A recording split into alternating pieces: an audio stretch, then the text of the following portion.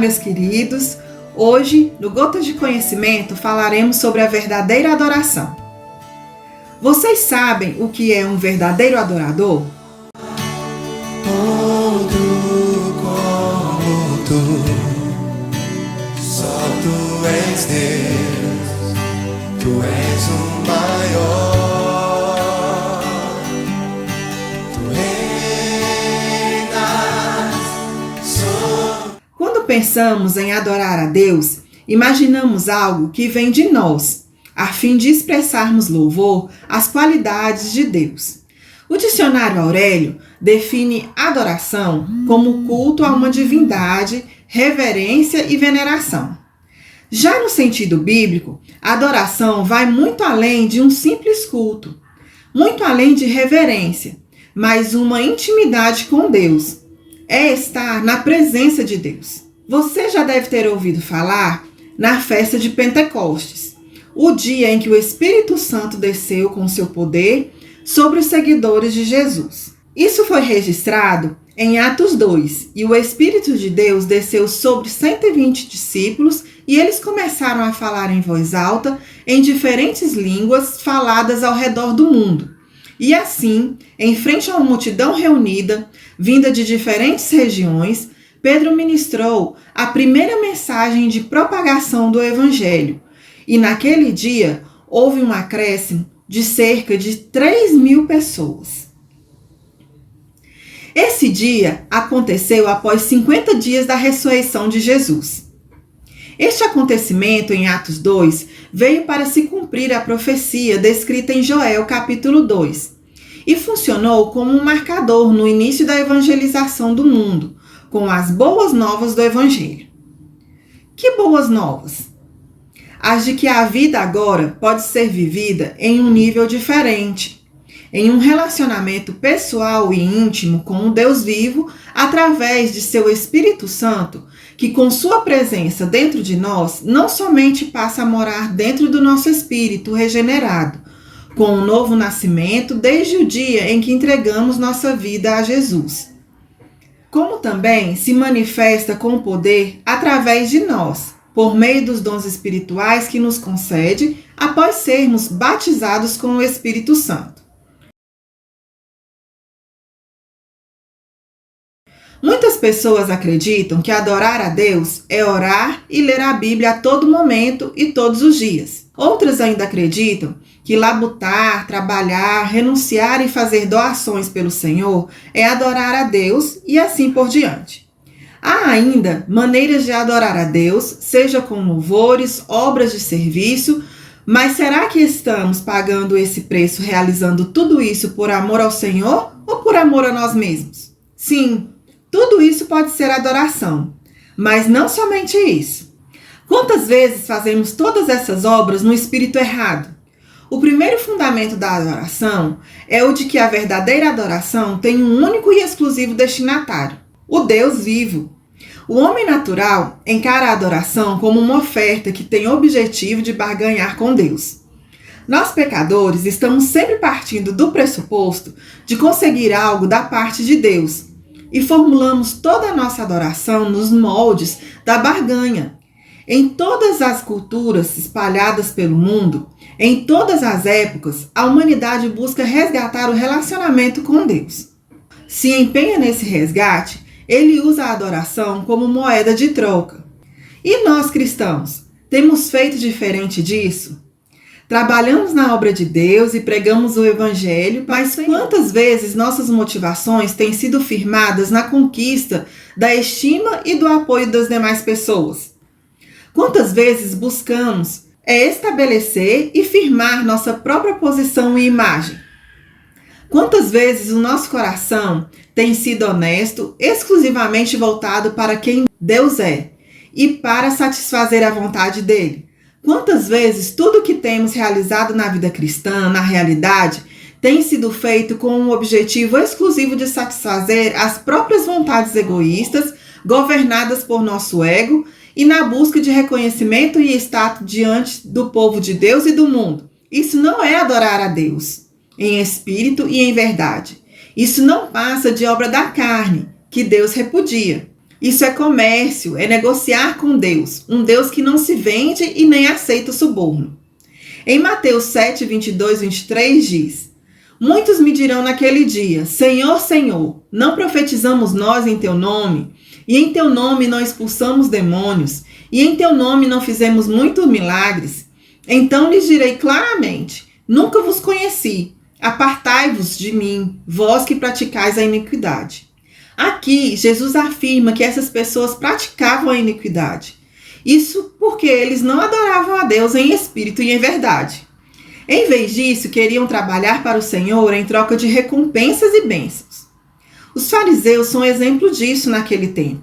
Eles liam as Escrituras, frequentavam o templo em todas as condições climáticas, viajavam por muitos lugares divulgando a palavra de Deus, decoravam a Bíblia, davam esmolas, devolviam os dízimos.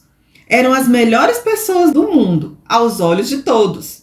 Mas nada do que faziam era para satisfazer e amar a Deus, e sim para sustentar sua imagem diante das demais pessoas. Pareciam piedosos externamente, mas sua essência era carnal e almática. E o que significa almático? Que tem origem na alma e não no espírito. Que tem origem nos pensamentos próprios, sentimentos próprios, vontades próprias e não no espírito. Por isso, Jesus os repreendeu dizendo: Mas ai de vós, escribas e fariseus hipócritas, porque tudo não passava de aparência para ganhar plateia na terra e não no céu.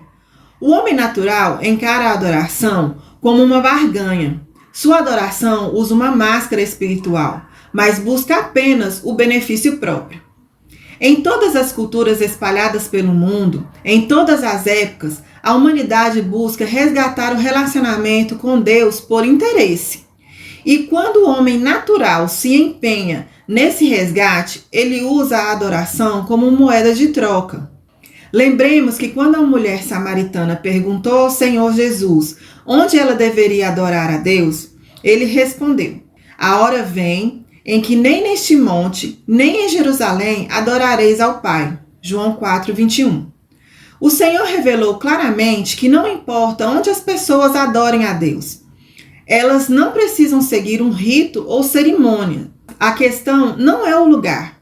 A questão é a essência, a motivação, a origem espiritual. Adorar a Deus em espírito significa adorar a Deus não nos moldes cerimoniais da carne, mas adorá-lo a partir dos moldes do céu. Aquela mulher samaritana estava questionando a forma correta de adorar a Deus. E na mentalidade dela, a adoração estava intimamente ligada ao local das cerimônias. Ao afirmar que a adoração deve ser feita a partir do Espírito, Jesus estava confrontando essa ideia natural, carnal, humana, religiosa de adorar a Deus. João 4, 23, 24 diz: Em que os verdadeiros adoradores adorarão o Pai em espírito e em verdade, porque o Pai procura a tais que assim o adorem. Deus é espírito e é necessário que os adorem em espírito e em verdade.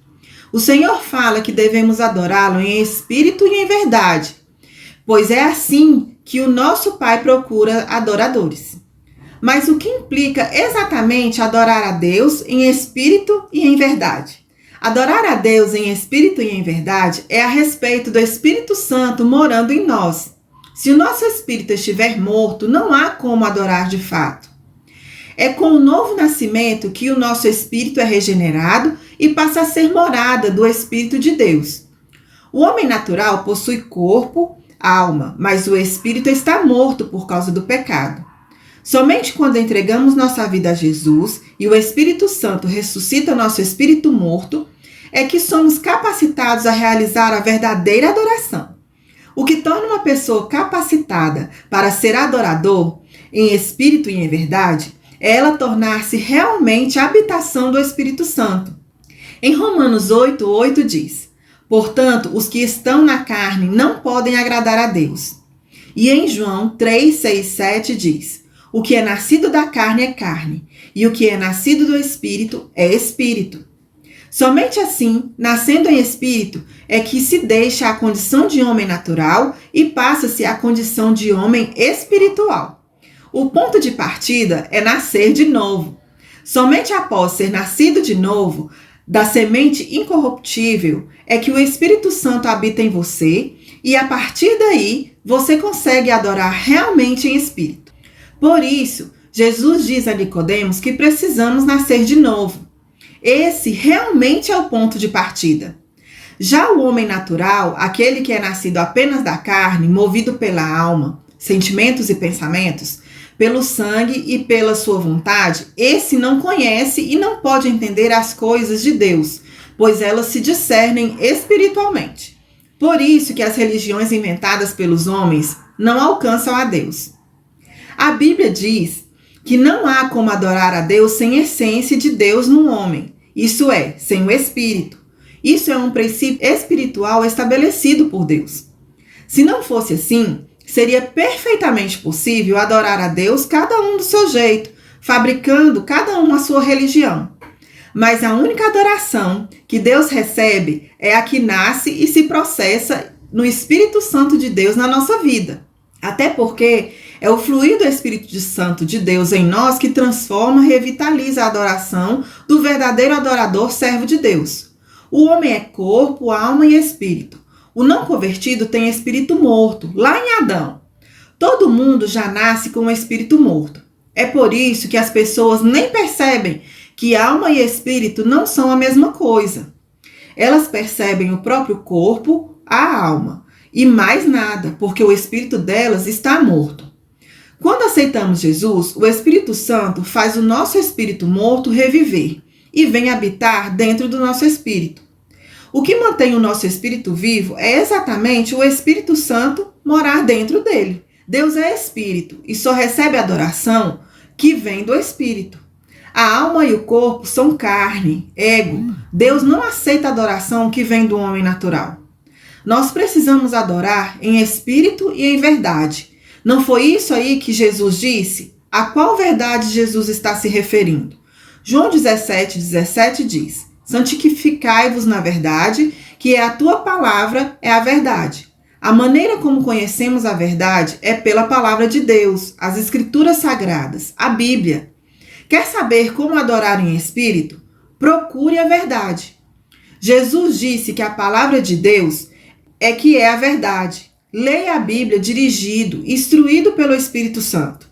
É interessante observar que João afirma que a ação do Espírito Santo de Deus é nos guiar na verdade.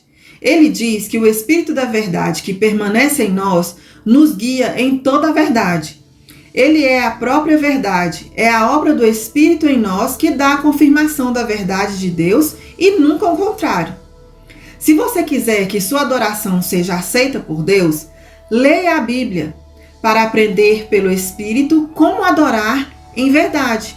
É com esse conhecimento na palavra e com o Espírito Santo nos dando discernimento que conseguiremos adorar verdadeiramente ao Senhor, do jeito dele, exatamente como ele quer ser adorado. Quando adoramos verdadeiramente, permitimos a Jesus que nos cure e transforme. Adorando verdadeiramente, damos ao Senhor a possibilidade de nos transformar com o seu amor, iluminar as trevas, dar-nos força na fraqueza e coragem nas provações. O verdadeiro adorador declara verdades de quem Deus é e do que ele faz através do seu Espírito em nós, e nos leva a clamar Abba Pai. A adoração verdadeira pode ser feita através de salmos, cânticos e hinos espirituais, dança, palavra, oração e obras de toda sorte.